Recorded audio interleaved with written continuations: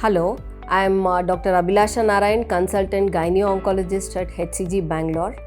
Today I will be briefing about ovarian cancer. It is one of the most fatal cancers we see among women, and it is known as the fifth most common cause of death among women. And if you look into gynec cancers related to women, it is the most common cause of death among women because it is very aggressive and we don't detect it in early stage, and by the time we detect it, they are usually in later stages. Why we don't detect in early stages is because the abdomen is so big. A ovarian tumor in stage 1, stage 2, you hardly have any symptoms. But once they progress and metastatize to other areas, when they become stage 3 or stage 4, then you start to get symptoms. And these symptoms are also very non-specific. You have symptoms like dyspepsia, that is indigestion, you have loss of appetite, maybe you will have loss of weight, you will have abdominal discomfort or bloating sensation. But by this time you are already progressed to stage 3 or stage 4, and early stages are never have any symptoms per se. Unlike in other variety of tumors where we see in younger girls, they do have pain, discomfort or period irregularities, whereas ovarian carcinoma, where we see in older age group people or reproductive age group people, we don't have much symptoms. How do we prevent it? As such, there is no prevention for ovarian cancer. Only best thing would be early detection. That also probably we are not having any screening tools.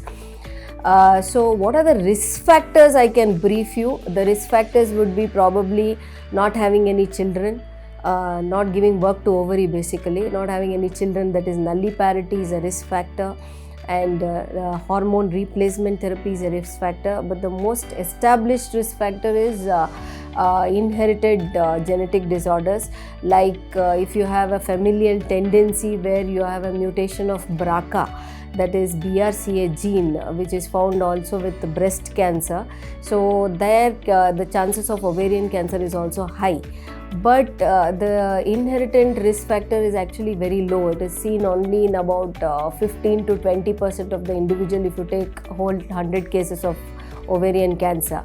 So if you have a family history, that if you have any relative having breast cancer, ovarian cancer or any other malignancy, and if they are BRCA positive, then it is better to get yourself also checked whether there is the genetic mutation you have inherited or not.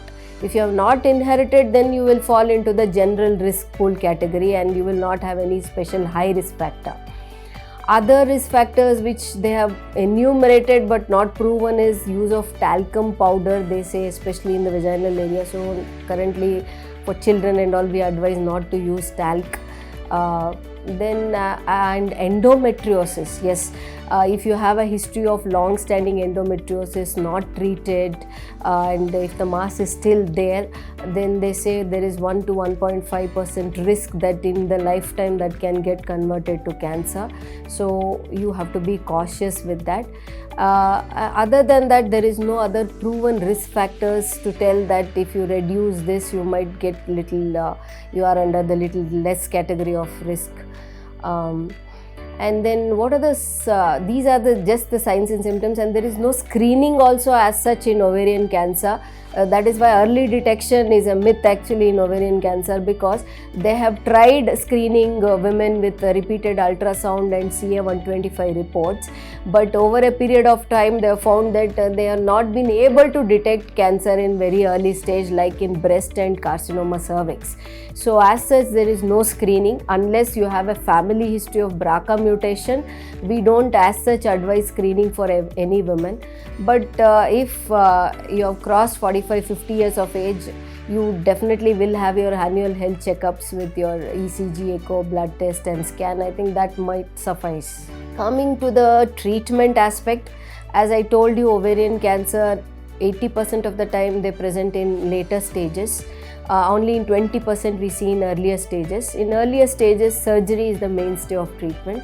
As it goes to other organs and becomes stage 3 or stage 4, it is still treatable, still curable, There we need to use a combination of surgery, chemotherapy, immunotherapy, targeted therapy. Now, all these combination does work in 70 to 80% of the people with a very high cure rate. But only thing is we are not able to sustain that cure rate for a long time, and they are known to recur if your early diagnosis is an advanced stage.